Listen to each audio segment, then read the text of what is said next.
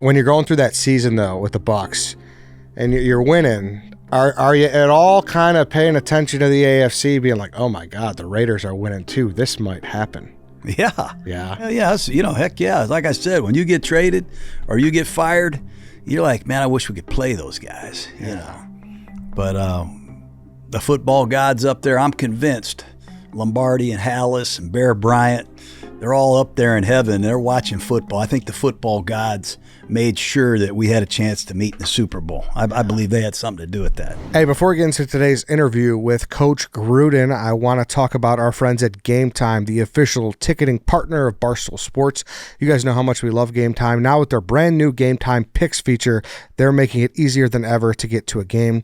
Game Time Picks filters out the fluff to show you only incredible deals on great seats, so you don't have to waste time searching through thousands of tickets.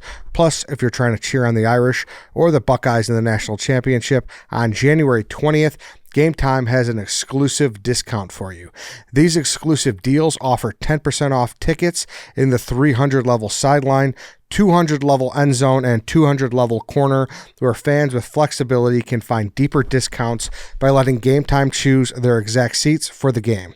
Just select one of those zone deals and Game Time will choose your seats within the selected zone. That's awesome. I like that a lot. You go to the national championship, just give me a rando ticket. Just get inside that building. If you're a Buckeyes fan or an Irish fan, or even just like college football, you got to be there. So that's awesome. Take the guesswork out of buying tickets with Game Time. Download the Game Time app, create an account, and use code DOGWALK for $20 off your first purchase, and get exclusive discounts on the college football national championship with Game Time's zone deals now through January 20th. Terms apply. Again, create an account and redeem code DOGWALK for $20 off. Download the Game Time app today. What time is it? Game time. All right, Bang. Today is Thursday. It is January 16th. Welcome to the Dog Walk, presented by Barstool Sports. I am here in studio, joined by Coach Jon Gruden. Coach, do you go by? Is it Sandusky? Is it South Bend? Where do you? What's home? Like, where you build from? Tampa. You claim Tampa? Yeah, I mean, I've been there. I've been there the longest stretch, so I claim Tampa. But I'm a gypsy. My dad was a coach, and we moved around a lot, so I got a little bit of everything in me. Gotcha. So you don't feel that Midwestness in you anymore. Till I get back here. You know? I do love this area, though. This is where it all came together for me. South Bend, Indiana, Bloomington, Indiana, Dayton, Ohio. So that's where it all starts from. A lot of roots there. Yeah, that's why I was curious. Yep, so awesome. Yeah, exactly.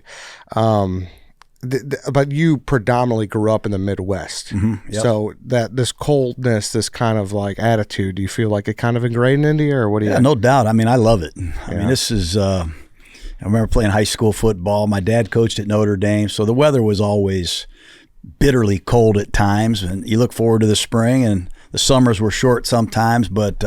Great people, great food, a lot of cool things to do. Beers in the bleachers. Yeah, exactly. That was your first beer at Wrigley Field, right? Old style beer. Yep.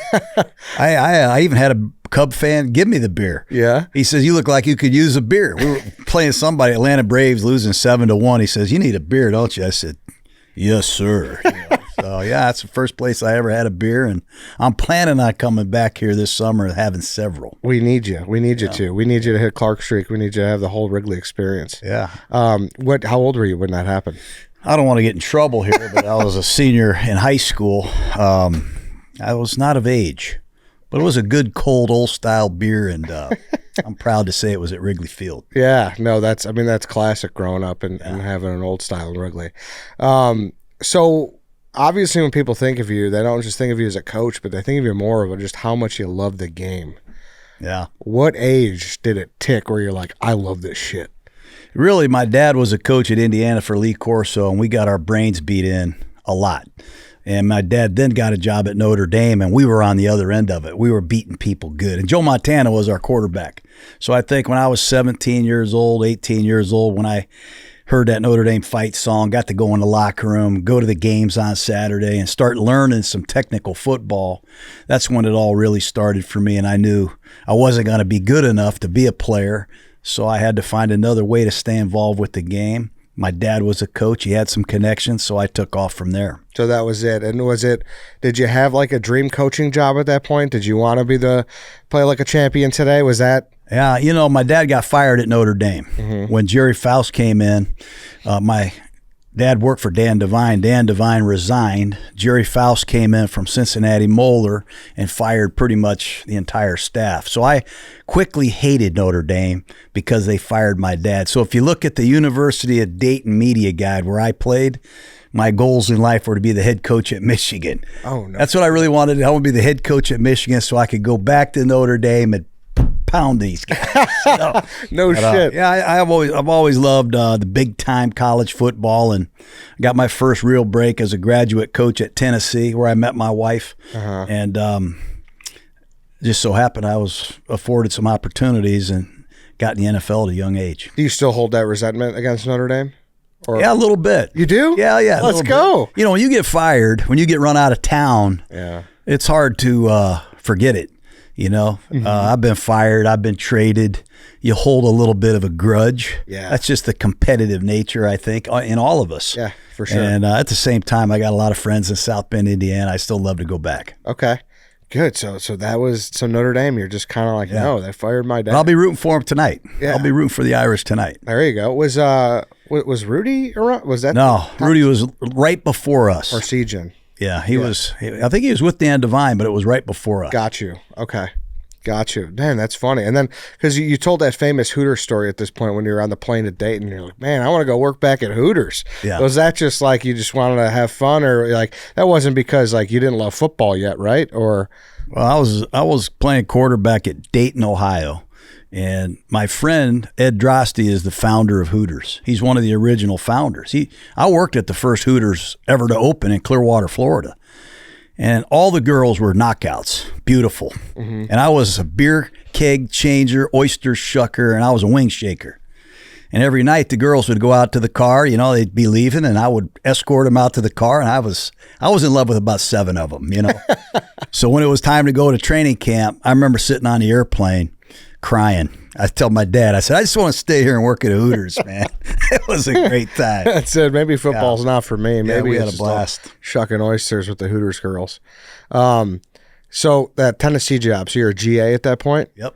So was there any point, and that's the start of the grind, right? And that's the grind that basically every coach goes through. That's right. You do the GA, then you become an assistant. You're doing everything you can. You're making famous stories about sleeping on cots and shit. Was there any doubt at that point? You're like, I don't know if this is for me. Well, initially I was in shock. I was from Dayton, small college, backup quarterback. This is the SEC, man. They had just beat Miami, Florida in the Sugar Bowl. They knocked out Vinny Testaverde, beat him 35-7. And the Volunteers were flying. And I didn't know anything about football, really, compared to these guys at the SEC. I didn't know what a 3 technique was. I didn't know what cover 3 sky was or cover 4 invert. I knew nothing. So I was a blank tape. I had 2 things to offer, hard work and loyalty. So I would work my ass off, and I would be a loyal hard worker. That was it. But I worked for Walt Harris, a great offensive coordinator. Phil Fulmer was the line coach. David Cutcliffe, who was the head coach at Duke, was the tight end coach. There was a lot of masterminds on that staff. And I think I just impressed them with my hard work and my eagerness to learn. And then what do you credit to like helping you learn so much? Is it books? Is it just being around the game for so long? Is it a certain coach that really showed you the way? What do you really credit with? You're like, oh, that's how I started to absorb this. I think it's all of that. I think the big thing is I learned how to study film. And number one, I had access to film. A lot of people don't have access to the film. I had access to it, so I learned how to break it down, how to study it, short yardage, red zone. Then you got to study personnel, study pass rushers, study the good cover corners. Who are the good instinctive linebackers? Study situations. I just became addicted to it. And then I learned how to draw plays in the computer when I was with the 49ers, and I became addicted to that.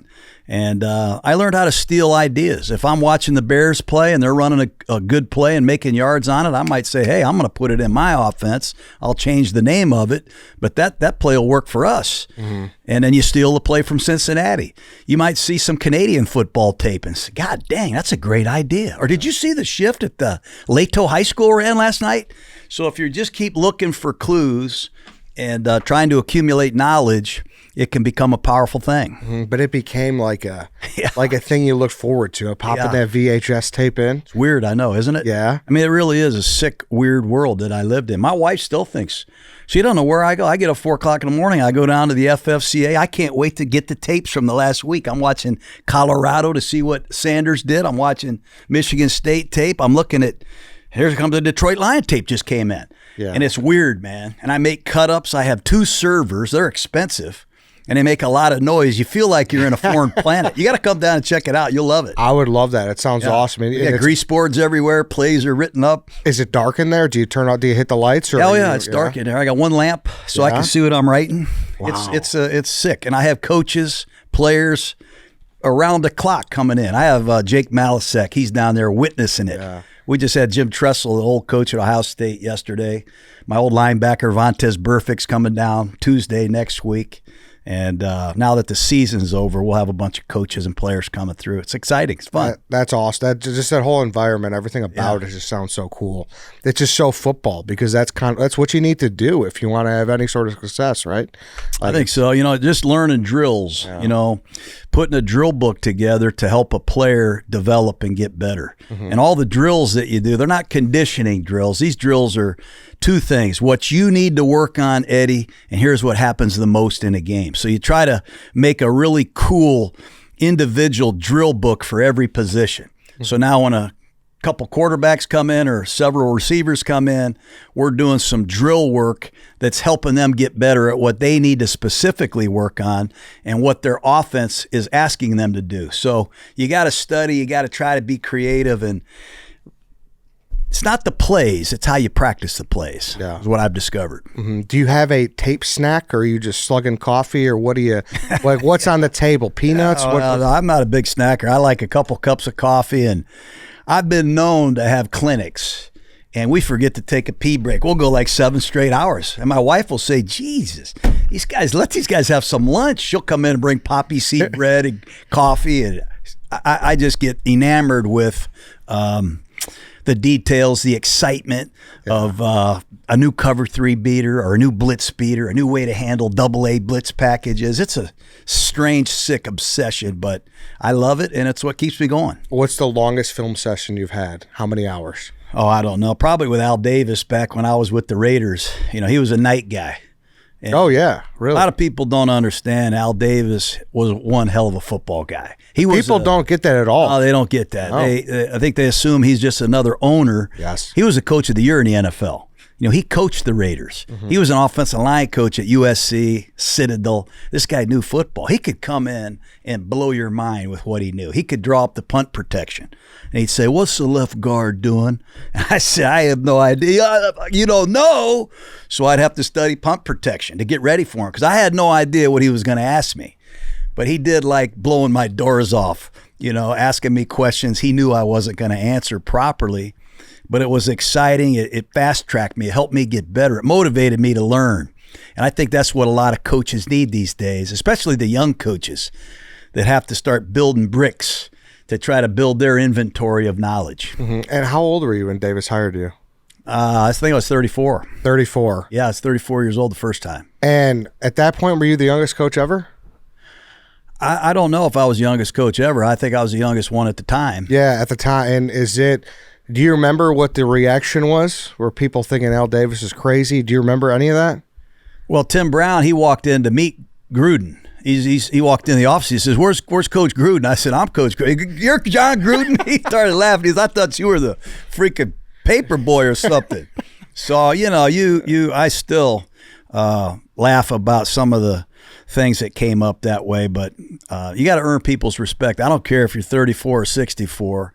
These players are going to sit in there and listen to you install the plays. They're going to watch you when adversity hits. They're going to judge you for themselves. So you got to be ready when opportunity knocks. Were you nervous when you first got that shot? Hell yeah, I was nervous. Yeah. Excited, nervous, scared. I didn't want to fail. I wanted to do a good job. I'm moving my family out here. I had 2 little babies. Mm-hmm. But I was also very confident, at the same time, because I had been trained, in my opinion, by some really great coaches like Mike Holmgren and Johnny Majors and Walt Harris and Paul Hackett, the guys that helped create me. Yeah, that staff in Green Bay. Can you just go through it really quick? Yeah, it was great. Well, on defense, Dick Geron, who was the head coach of the Bears, Ray Rhodes, who went on to be the head coach of Philadelphia. We had Andy Reid, who's going to be a Hall of Fame coach, Steve Mariucci. There you go. You know, we had a great staff. Tom Lavatt was a hell of a line coach, veteran coach. We had a number of guys. Marty Morningweg was on that staff, who became the head coach of the Lions. And a lot of it had to do with Holmgren and his upbringing with Lavelle Edwards at BYU and Bill Walsh with the 49ers. So, you know, when you're around really great people, there's a tendency something could rub off on you unless you're a dumbass. And so much is made out of coaching trees, right? Like everyone's like, oh, he's from this guy's regime. He's from this guy's regime. Do you look at that when you were hiring for, you know, the position coaches? A little bit. Yeah. I mean, you want to try to hire like-minded people. Yeah. You know, I'm not going to run the run and shoot. We're not going to hire a bunch of run and shoot coaches. I'm probably not going to run a bunch of RPOs. We might dabble in it, and we're not going to clap our hands when we snap the ball either. But I like to look for guys that have had a similar training, a similar view of how we want to play offense. But at the same time, you do want to try to hire some guys that bring in completely different new ideas. So it's a pretty cool process, really. Hey, let's pause for a second and talk about our friends at BlueChew. BlueChew is putting its money where its mouth is and offering you a month free. The process is simple. Sign up at BlueChew.com, consult with one of their licensed medical care providers, and once you're approved, you'll receive your prescription within days. BlueChew tablets are made in the USA and prepared and shipped directly to your door. You can take them anytime, day or night, so you can plan ahead or be ready whenever an opportunity arises.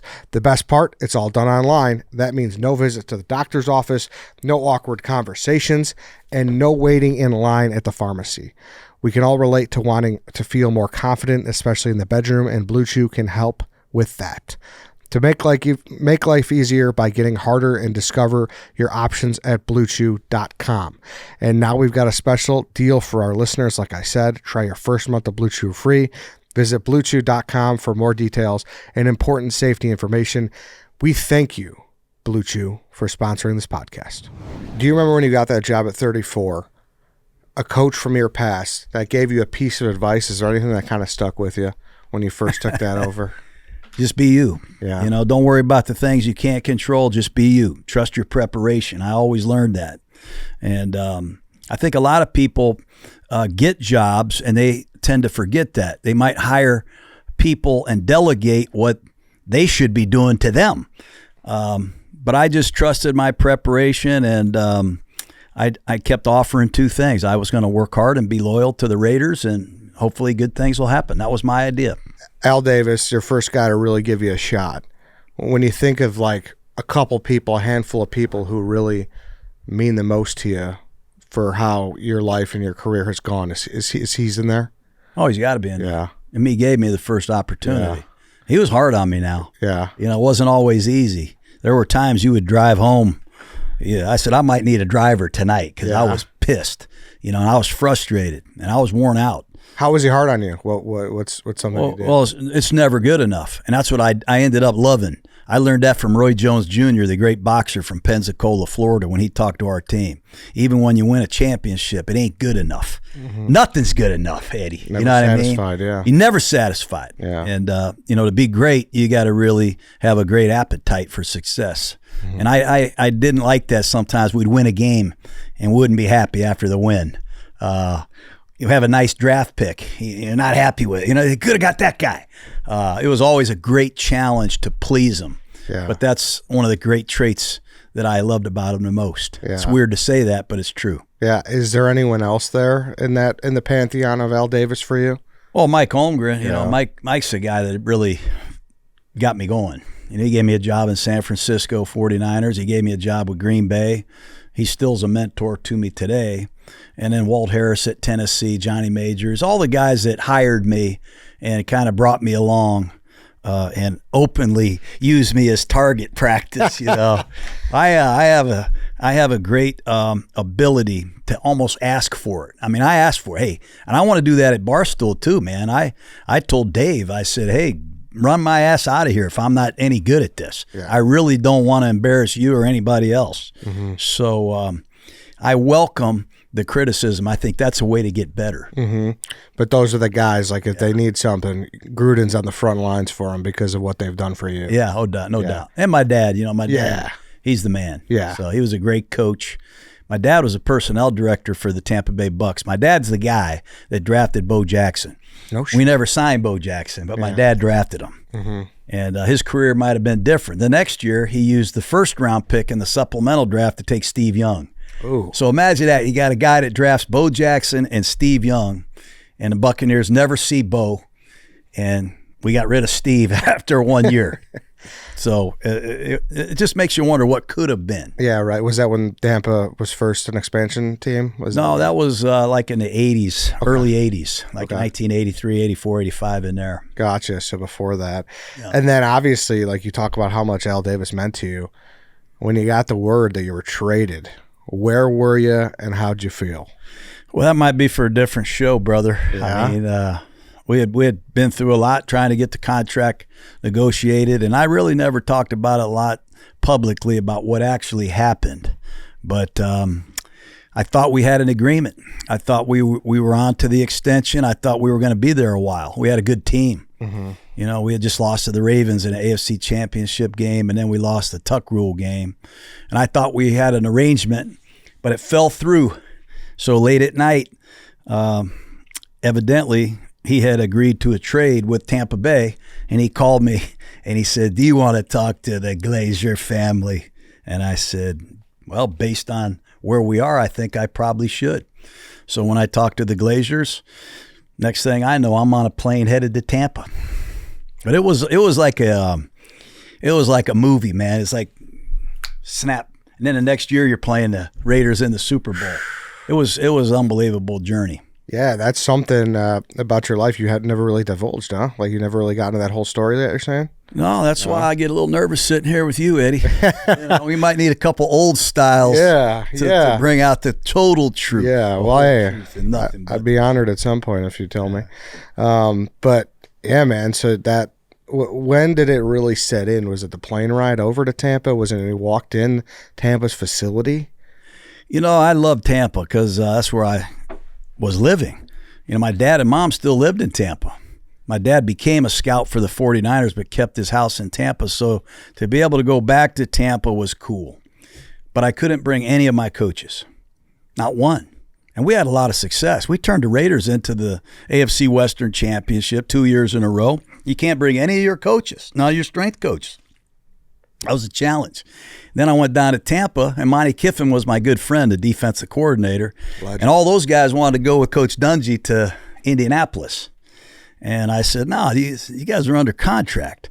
So I said, I'd really like to keep this defense together. We had a hell of a defense. They didn't have a hell of a team. They had a hell of a defense. We just needed to get the offense going. So I said, no, I need you guys to stay. And Marinelli, the D-line coach, who you know here in Chicago, Mike Tomlin, Joe Barry, it was a great staff. They were probably not happy with me for not letting them leave.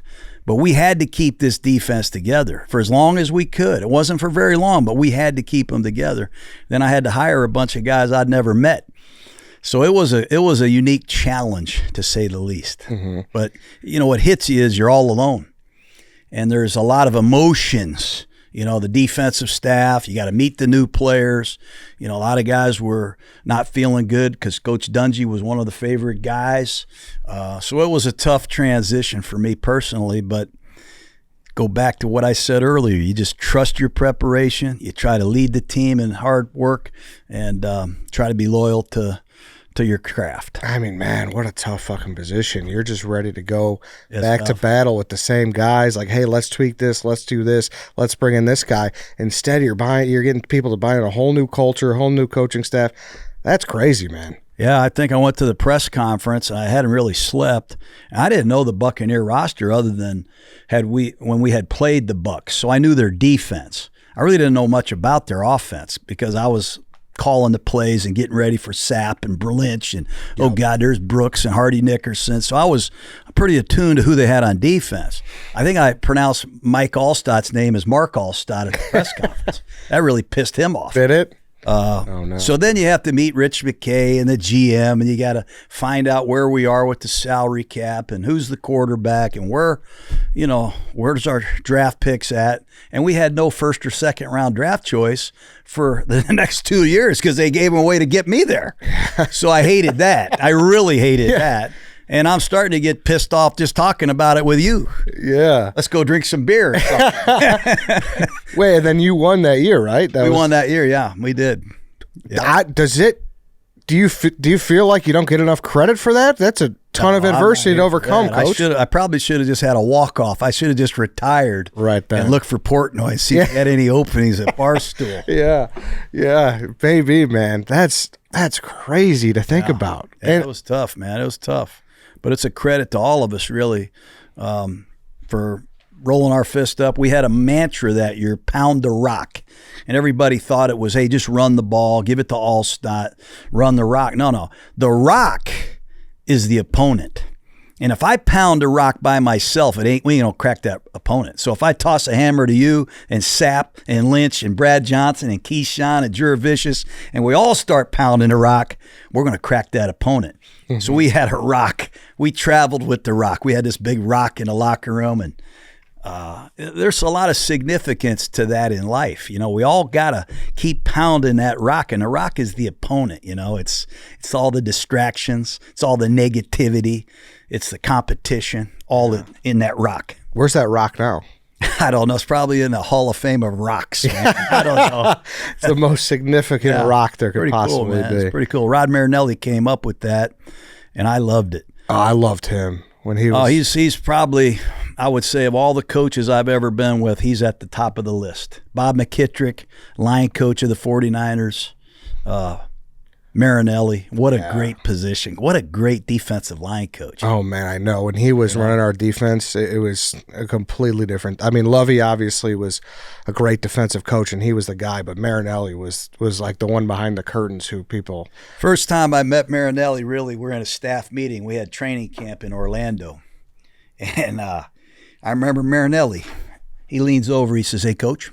He's a military background. He's a Marine. He's a very disciplined guy. Mm-hmm. He says, Coach, what do you think of swearing on the practice field? I said, I'm okay with swearing out there as long as you're not degrading somebody, So we're at Wide World of Sports in Disney, and we have all these fans there. We have this drill, 9-on-7. It's a D linemen and linebackers against the running backs, tight ends, and O-line, and we're running the ball. And I'm over here with the quarterbacks at one-on-one, and I must hear 47 F-bombs that are as loud and ringing F-bombs right in front of the fans. It's Marinelli. Yeah. Get your fucking ass going. Get your... Finally, at the evening meeting, I say, Rod, how many profanities did you unleash over there in 9-on-7? He was hilarious. He had the greatest...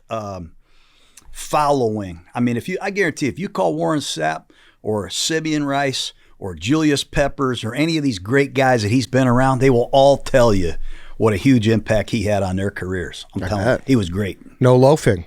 No loafing, man. That was his thing. No. We're playing in a Super Bowl. Now, Rod, he would substitute because he was as confident in his backups as he was in the frontline guys. Really? So we're beating the Raiders pretty good, and they start coming back. And I'm looking on the sideline, and right next to me is Simeon Rice, and here's Warren Sapp. And I'm like, Rod, will you put these fuckers back out there? So he sends them back out there and ends the game. But we had a lot of fun together. I brought him back with me to Vegas when I was coaching the Raiders the second time. And he did a great job. I guarantee if you call Max Crosby, he will tell you Marinelli put him on the fast track. I believe he would say that to you. Yeah, he's such a good coach. I hate that some people, his legacy is the Lions season, but it's I don't know. Obviously, that was a bad year, but that's not his legacy to me. He's a great defensive coach. No doubt. Did when you're going through that season, though, with the Bucs, and you're winning – Are you at all kind of paying attention to the AFC, being like, oh, my God, the Raiders are winning too. This might happen. Yeah. Yeah. Yeah. Heck yeah. Like I said, when you get traded or you get fired, you're like, man, I wish we could play those guys. Yeah.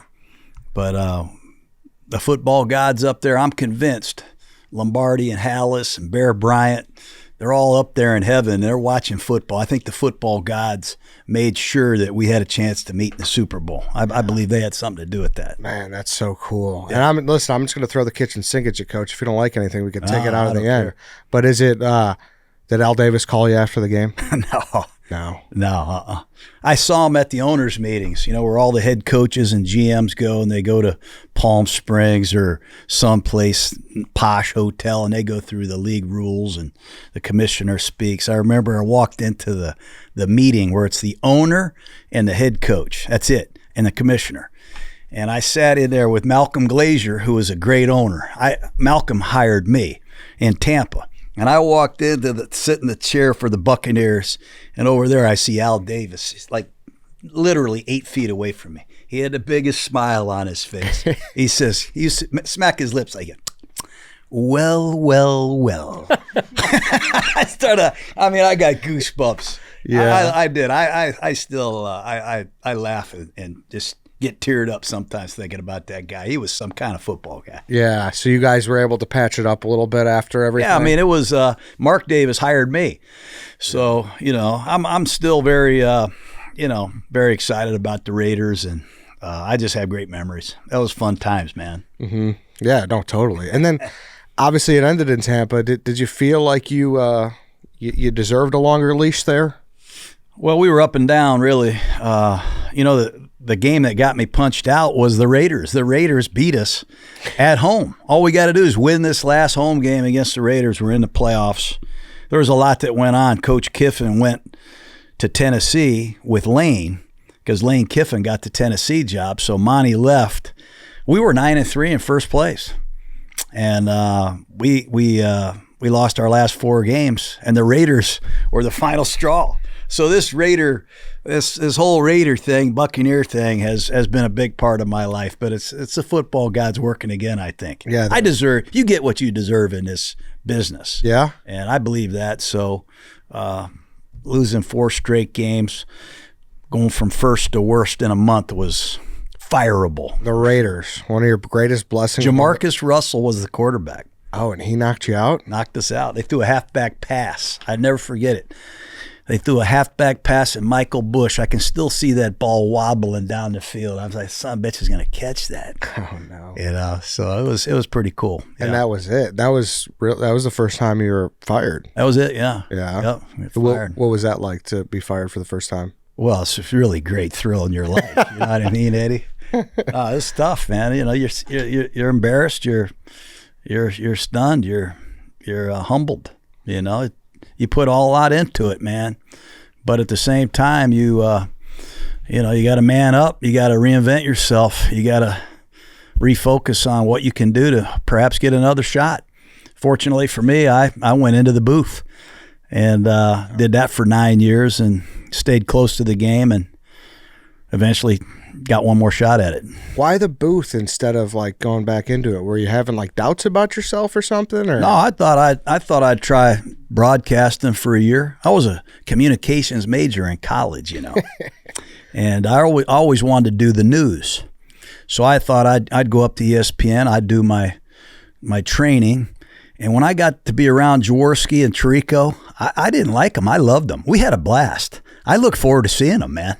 And we did that first year of Monday Night Football. I never had more fun in my life. Plus, I had access to all the film. I was able to go to every facility in the league. I was able to watch them practice. Most of the coaches would let me sit in the meetings. I knew what the first plays were of the game half the time. And I got better because of that. And then the next year, it was more fun. And I got to play golf with Donald Trump. I got to see some of the coolest things I've ever seen before. Mm-hmm. And then I got to get on the plane. I didn't give a damn who won. So it's kind of a refreshing deal, but it was still preparing me, and I was still meeting with other teams considering coaching. But that booth with Tirico was really fun. He's a great guy. You should get him in here someday. I would love to. He's a special talent, man. Yeah. He is really a freaking talent. He's been around forever. Yeah, I mean, he's the pronunciations, the way that he handles all the cameras, he can communicate on a jump, man, where to go. He anticipates what's going to happen. He's really good. Mm-hmm. And what was it, 8 or 9 years you were in the booth? I think so. I think it was 9. Wow. And you thought you were just doing it for a year, right? I know. But I kept my house in Tampa. Got to coach my son's high school football team, offensive line. I became the line coach. There you go. I studied the Auburn Tigers, where Cam Newton won the Heisman. And Cam Newton, we called my son Deuce. We called him Slam Gruden. We ran the same plays. So I had a opportunity to be around my family more and do some things that, I wouldn't have been able to do. But you always had that fire in your stomach, huh? You always knew you wanted to go back? Yeah, I always knew. Yep. Yeah. Hey, guys, you know how much we all love RhoBack. RhoBack has been on a tear with new product releases, and we are here for it. The RhoBack Huddle hoodie is different than their Hezi hoodie. Hezi, not sure, Hesi hoodie that you've already gotten to know. It's made with cotton poly blend, so it's very warm, but it still has a nice stretch to it. We've been wearing this every day, and it's more of a lifestyle feel to it, which I love. RhoBack also just released a new sprint joggers. These joggers are designed for both activity and comfort. The fabric is super lightweight, has a nice stretch, and ultra soft feel. The ideal Saturday jogger when on the move, and Sunday jogger while chilling watching football. Finally, RhoBack's Glide Down jacket is actually super nice. We didn't know what to expect, but this jacket is worth it. It has a baffled build with down filling, so it's warm while the fit is great. It's easy to move in and has internal and external pockets too. Some might say they thought of everything with this. I'm wearing those joggers right now. Cannot recommend them enough. They're awesome. So use code DOG, that's code DOG, on RhoBack.com for a generous 20% off for all new customers through the end of this week. That's spelled RHOBACK.com. That's 20% off all hoodies, joggers, jackets, and more with code DOG. Hop in on RhoBack, people. Cannot recommend them enough. Also want to talk about our friends at DraftKings. NFL playoffs. We're talking about the NFL playoffs. You bet we are. Get in on the action at DraftKings Sportsbook, an official betting partner of the NFL. Scoring touchdowns is key to winning the NFL playoffs and key to you scoring big in betting on them at DraftKings.com. The number one place to bet touchdowns. Ready to place your bet? Try betting on something simple like a player to score 6. Go to the DraftKings Sportsbook app and make your pick. Here's another reason to watch your favorite players crush it in the playoffs. New customers bet $5 to get $200 in bonus bets instantly. So, score big during the NFL playoffs with DraftKings Sportsbook. Download the DraftKings Sportsbook app and use code DOGWALK. That's code DOGWALK for new customers to get $200 in bonus bets instantly when you bet just $5. Only on DraftKings Sportsbook. The crown is yours. What was the closest you came during those broadcasting years to going back? Well, I don't want to say. Every year I was eager to get on a team. Yeah. I was. So the groomers were actually, there was some truth to that. Yeah. Yeah. There was some truth. I met with several people and it's. Give us one, Coach. Well, I don't want to sound like some, dipshit here. It was Tennessee, though. I did talk to Tennessee. Yeah. Because you're always rumored that because, yeah. Well, Peyton Manning, everybody knows it. I love Peyton Manning and Kenny Chesney. Those are my two favorite Tennessee Volunteers. Mm-hmm. And, I thought, heck, man, that's where it all started. Maybe this will be where it all ends. Mm-hmm. But I did tell the athletic director, if I took this job, you'd be on the death penalty in 3 weeks. I'd break every recruiting. Now I look at college football, it's like the Wild West, man. I mean, you can go across the field, shake the coach's hand, say, hey, nice game, coach, and then go talk to his running back and his cornerback and say, hey, why don't you guys come play for me? You're absolutely right. I mean, it's the craziest thing I've ever seen. You're absolutely right. Yeah, I remember those years. It was 8 years of constantly being like, heard Gruden and Bill Cowher are looking to come back, and it's just like you just never knew what happened. Then you came back. Obviously, Bill never did. And it was just constant, the groomers. Yeah, well. What about, what do you miss most about broadcasting? Well, I miss the relationship with Tirico. Yeah. I mean, he was a good friend. We really had I don't speak for him, but I had a lot of fun doing that. Mm-hmm. I loved the preparation, honestly. Yeah. I thought it was really cool to see a live game and try to, we tried to say everybody's name during the broadcast, introduce the left guard, the right tackle. Here, look at this right corner here, the left corner, the strong safety here. Here's a free safety.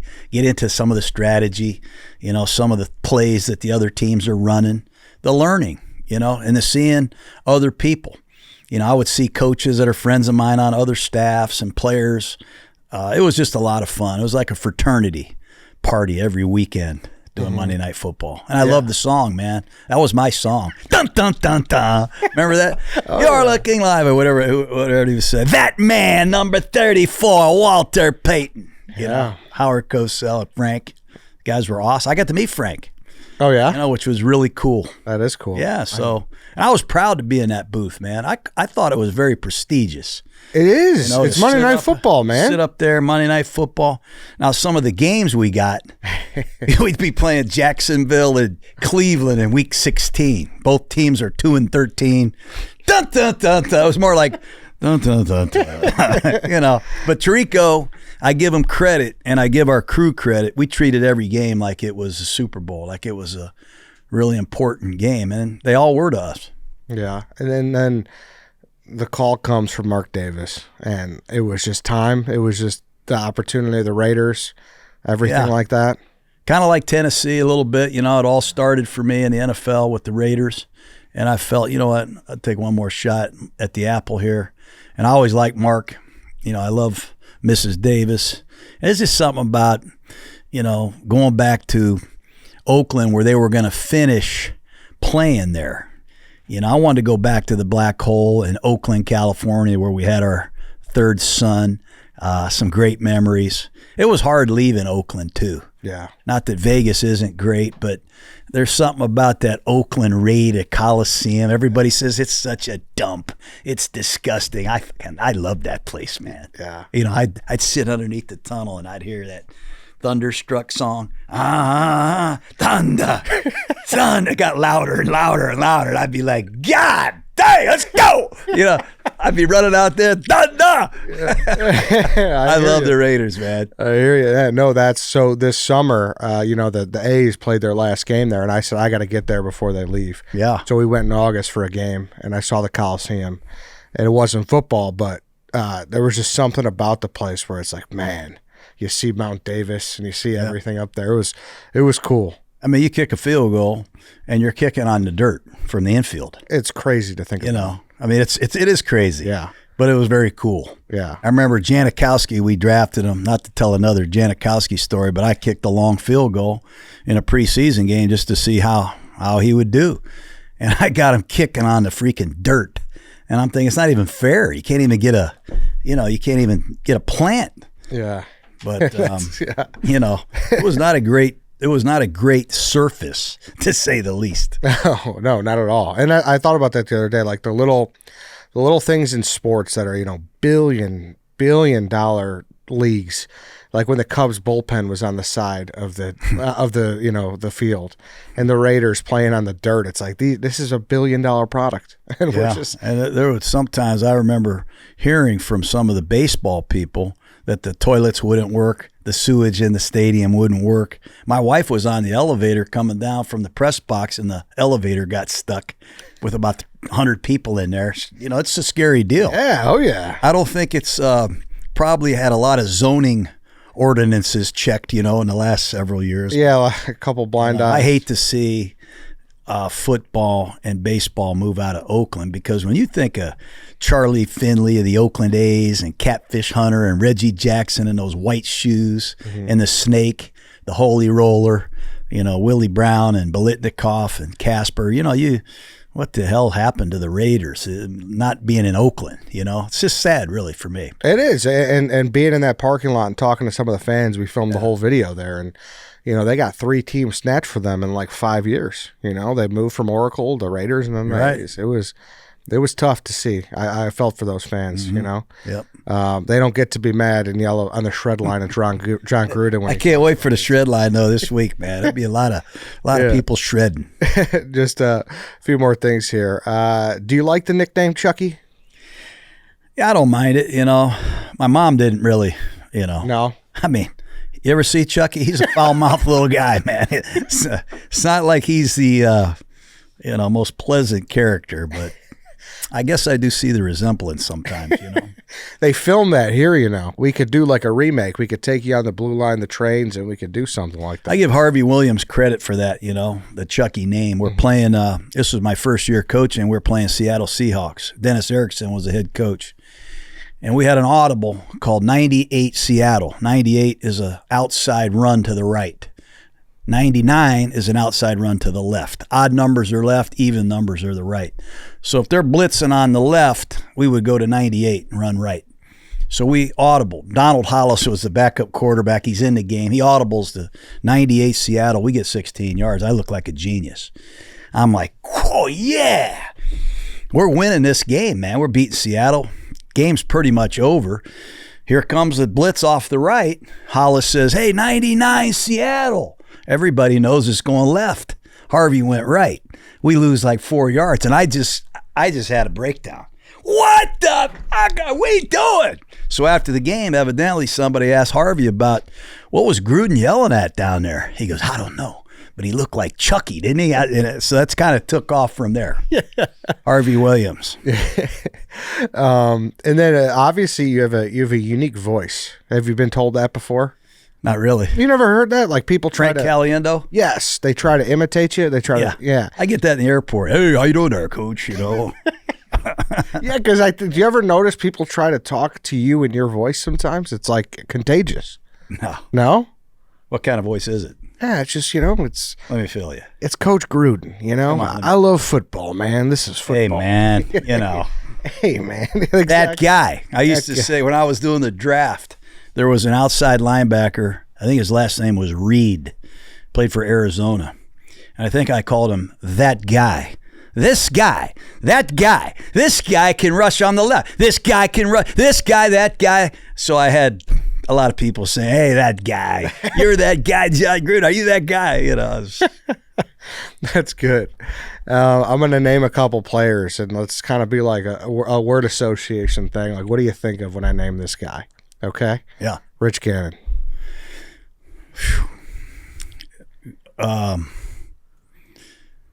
What do I think of? That's a good one. Just a freaking badass competitor, man. You know, badass. Mm-hmm. He is a badass. Demanding guy. Very demanding. Wants to win, wants everything right and organized. Tim Brown. The natural. I mean, you put a route in, I say, Eddie, I want to call this a looky route. I want you to cross this guy's face. But if you can't cross his face, I want you to break out. And if there's nobody there, if the C's depart, I want you to give him all these options like you see it. But he's got to go out there and run it at full speed. He'd go out there and he would run that route like he'd run it 100 years. Hey, Tim, I want to see if you can run a post pattern from 2 yards outside the numbers. Now I want to see you come in a 3-yard split from the tight end. Spray your release and run a post because maybe we'll get outside leverage on that inside cut. Tim Brown will look at you. Okay. He'd go out there like he'd done it 1,000,000 times. Unbelievable, natural, smart route runner. Phenomenal. I loved him. Obviously, we've talked about him a lot, but Sebastian Janikowski. Bomber. I mean, he had a lot of talent, man.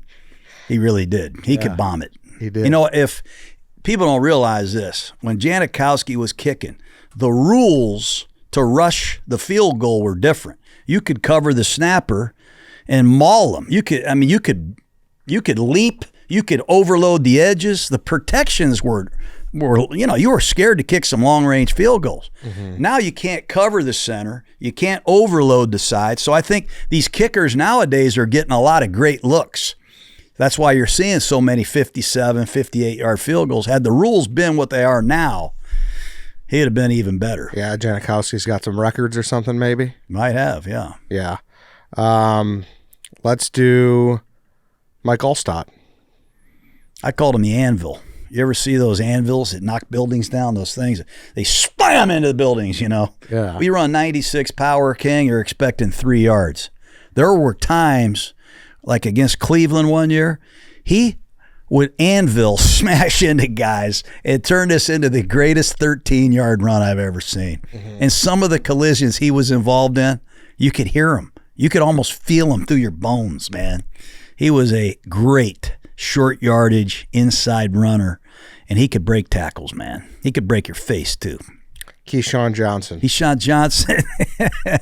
He's an emotional guy. He didn't like me. He didn't? I don't think so. I don't think he and I were on the same wavelength at times, but he was a hell of a player, physical guy. Very physical, no fear at all, and confident. I remember Keyshawn, he had this thing that we had to have. I just loved about him is he was so confident. He talked shit to the other team in pregame warm-up. I'm like, hey, man, stop doing that. You know what I mean? That's freaking, you're going to tick these guys off. You know, he wasn't afraid of anybody, and I loved that about him, really. Mm-hmm. Was John Lynch on those teams? Yeah, right? Yeah, John Lynch. A couple years. He was the kind of the quiet assassin, you know. He's such a professional guy. You see John Lynch, you meet John Lynch, you think you're talking to some guy on Wall Street. You think you're talking to some guy at a, Beverly Hills nice party or something. Put the helmet on that guy. Shit. He was as physical as safety and inside presence that I've seen. He was something else. Mm-hmm. Yeah. 3 more. Derek Brooks. All-time pro. The greatest practice player, greatest preparation guy, great instincts, great playmaker, and playing speed. When you see him play at full speed, he'd fall back. You wouldn't even see it. He could blur the screen, man. He was awesome. Mm-hmm. Simeon Rice. I loved him. He was different off the field. He had his own drum he beat to. He really did. But he was electrifying rusher. He was exciting. He was stylish. He was cool. He was the coolest guy. You're like, man, I wish I was him. If I had a body like Simeon Rice, I'd have been at Clearwater Beach every day walking around. He looked good, he played good, and he had style. He dressed good, and he was a freaking fierce pass rusher, man. I loved him. I hope he gets in the Hall of Fame. Yeah, Chicago guy. Joe Juravicius. Joe?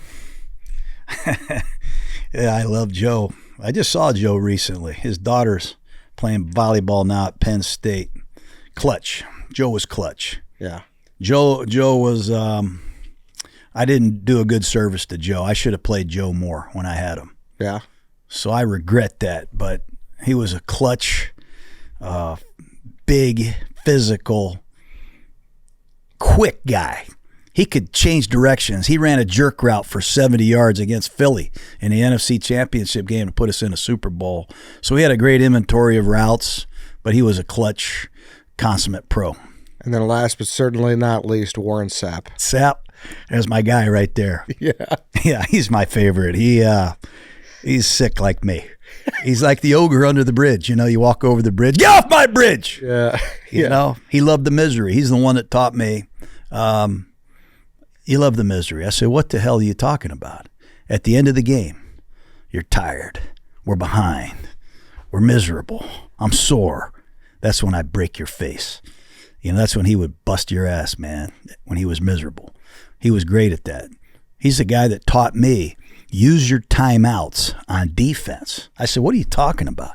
He goes, do you want me to tap out and go get a drink during a 2-minute drill, or do you want to use a timeout? You come to me and give me a drink, and I'll sack the quarterback. I said, you know what? I never thought about that. So we're playing Detroit, and I think the old Oregon quarterback was playing. It was a tight, hot-ass day in Tampa. Joey Harrington? Joey Harrington. I think it was Harrington. They're driving down to beat us. They got Megatron over there. I'm like, shit. Timeout, because Warren's out there. Our trainer runs out there, gives him a drink. Next play. Or shortly after, he forces a game-changing play, but he was smart, man. He's a smart football player. He knew what everybody did. Really? And if you screwed up, he wasn't afraid to call you out on it either. Wow. So he loved football? Oh, God. He's a Colorado coach and with Dion now, D-line. You would want your son to play for Sapp. Really? Because that's another one, kind of like Al Davis. Like, you wouldn't associate that much, right? No, he might have been the smartest player on our team. Wow. Yeah. I played him at tight end. He caught a couple touchdown passes for us. Sapp. Yeah, a lot of people, I don't think they understand him or appreciate him, but the guys that know him do. Because we hear the sound bites, that's all we get, and we see the play, obviously, which is. I would love to have him sitting here and we start peppering at each other. Wouldn't probably, He probably need to get some of it edited, but That's fine. Yeah. That'd be awesome. Yep. I'd love that. A couple things, non-football, and then we'll wrap up here. So we talked about groomers. What's the weirdest rumor you ever heard about yourself? rumor? Yeah. I don't know, man. I've heard some weird shit. You know what I mean? It's a tough question. Why? What's the weirdest one you've ever heard? The weirdest rumor I ever heard about myself. One time I read someone's like, he got weight loss surgery. It's like, well, it didn't take if I did, clearly. I saw that before. Just like weird shit where it's like, is this a tabloid? Like, that's where it like kind of gets funky. I've been in a dark shaft room, in a mine shaft my whole life, really. So I kind of learned, you know what? Don't worry about the things you can't control, man. Yeah. Don't listen to the elevator music. Yeah. It's a good advice. Yeah. We talked movies the other day on that rundown. Yeah. What's your favorite movie of all time? Hoosiers. Okay. Scarface. Okay. I don't know, Longest Yard, the original one. Okay. I like that. Burt Reynolds. I want to write a new football movie. Oh, I really do. I'd love that. I think we're all ready for that. I don't know. What's your favorite movie? My favorite movies, I love The Goonies. You ever seen The Goonies? Yeah, I like that. I love that. You ever see Robin Williams and Mrs. Doubtfire? Yes, that's a great. I like Robin Williams. Yeah, I love that. Cinderella Man. You ever seen that with Russell Crowe? Yeah, I love like that. Inspirational sports movie. I like The Equalizer 1, 2, and 3. Okay, I like Denzel. I like Denzel a lot. I like that. Goodfellas, obviously. Rocky. That's up there for me. Rocky. American Pie is up there for me. But, you ask Steve and Che, you ask you guys, like, what movie theater have you been to in the last 2 years? I don't know any of these actors or actresses. And some of the movie previews, I sit in my house and I say, I ain't going to go watch that. I don't have any interest in that. Yeah. I tell you what I'm watching on Netflix, though, is The Walking Dead. You're watching The It's Walking the greatest thing I've ever seen. I feel right at home in that movie. In the year 2025, Jon Gruden's watching The Walking Dead? Is it new? No, it's not new. It's old. That's what I'm saying. Shit, I thought it was brand new. It's like, these guys are great. I swear to God. I thought I was on the cutting edge of movie reviews. It's a show. It's a show. Yeah. Yeah. I like the one with Kevin Costner, the Yellowstone. Okay. I can watch that. On the way to Italy one year, I watched like every episode. There you go. Yeah. That's good. That's funny. You're watching the one. Well, what movie theater do you go to, and what movie in the theater have you seen that you would say to go to? I see like 20 movies a year in the theaters. That's like my favorite place to go. It's like the one place. It's kind of like the film room. The lights are off. Like I could put my phone down. What's the best movie that you would tell me to go see? So you said, what movie would you need to see in the last 24 months? I would say the big movie in the theaters was Oppenheimer. Okay. That's what everyone would tell you, I would say. That was like a big event. Christopher Nolan, obviously, about the atomic bomb. It was good. I think my wife and I go to New York. We like to go to the plays. She likes to go to the Broadway play. Oh, wow. And I'm not as, I guess, savvy to it as she is, the appreciation, but I've seen some of those. Yeah. You like, you don't sing the songs afterwards or anything? Not really. No. I'm trying to get a little culture in my repertoire, Hell, I don't see the new movies like you do. Yeah. It was a bad movie year too, to be fair. Yeah. How about what's the wedding song that gets you out of your chair and you go out there dancing? Wedding song? What's this one song Jon Gruden needs to hear at a wedding? Serpentine Fire by the Earth, Wind and Fire. Okay. I like September. I like Earth, Wind and Fire music. Okay. To get me up and get me going. I like the disco stuff too, to be honest with you. I like that. I love oldies. I heard of Disco Inferno by the Tramps? Of course. Fires me up, man. Knock on Wood by Amy Stewart. Yeah. You ever heard about knocking on wood? I think so. That's my old saying. I used to say it all the time. Knock on wood if you're with me. Yeah, I don't know what wedding song. Hell, what wedding song gets you going? Well, I mean, it's not great for a wedding because of the connotation, but I'd say one of my favorite songs is an oldie is Run Around Sue. Run Around Sue. You like that one? Yeah, I like that. By Dion. There's a bunch of good. I mean, I don't know. I thought maybe you were like a We Are Family kind of guy, John. Sister Sledge. I like that. Yeah. I kind of like. I like all the disco-y stuff. I have a weird taste of music, country music. Okay. Classic rock. I'm big AC/DC, Van Halen. I'm huge. Yeah. With Motley Crue. I like all the really good classic rock. Okay, so that's what you're playing before a game, Kickstart My Heart? Yeah, I'm all over that. Yeah, I like that. I like Metallica. It's a little harsh. I had a Mercedes. I was driving in not Vegas, in Oakland, and I got to go see Metallica, and I couldn't hear myself. I couldn't hear this for like 3 days. It was the loudest concert I ever saw. So this guy gave me this Mercedes. It was like a dealer car. I swear to God, I cracked the freaking window. It was so loud listening to that shit. I love Metallica too. Yeah, Enter Sandman. Yeah, 6 or 7 of their songs. I do love them, yeah. That's the best. Virginia Tech comes out to that. Goosebumps. And then my last one here. What's the last meal if you find out it's your last day on Earth? What are you getting? My last meal? I'd probably go to get a grouper sandwich at Frenchie's down in Tampa, maybe 10 chicken wings at Hooters. Okay. With a pretty Hooter girl bringing me a couple beers. I don't know, man. That's a good thought, though. Your last supper. Yeah. I don't know. I'll probably go to Ditka's Steakhouse and get one of those, good old ribeyes that he has over there. There you go. Something simple. Okay. Yeah. 10 wings from Hooters. 20. Make it 20. It's the last meal. Why not? Why not? Right? All right, Coach. You're the man. Thank you so much for hopping Eddie, I love you, brother. Thanks for having me on. This is an awesome setup, man. Thank you. You like the coach down there, Coach Ditka? You see that picture? I do. Yeah. Coach Ditka, we were at New Orleans for the Super Bowl. I was working for ESPN. We were in Dragos, and it's a famous place where they grill oysters. So I actually got to go back into the back of the room and grill the oysters. I have pictures in my phone of me grilling the oysters. I was kind of proud of it. They put Parmesan cheese. It's a famous place. So the guy told me that Ditka ate, I want to say he ate 9 dozen Drago's oysters when we were there at the Super Bowl in one setting. Yeah. Yeah, so I was kind of impressed with that. He got after it. Oyster guy, Mike Ditka. All right. Be on my last meal. Okay, some oysters? From Drago's, yeah. From Drago's, all right. Now we're going to go get a Rico Benny sandwich, take a shot of Malort and a Portillo's cake shake. You ready for that? I can't wait, man. I've been looking forward to this. Awesome. Me too, Coach. All right, brother. All right, that's it, everybody. Thank you for listening. Thank you for watching. We'll see you all next time.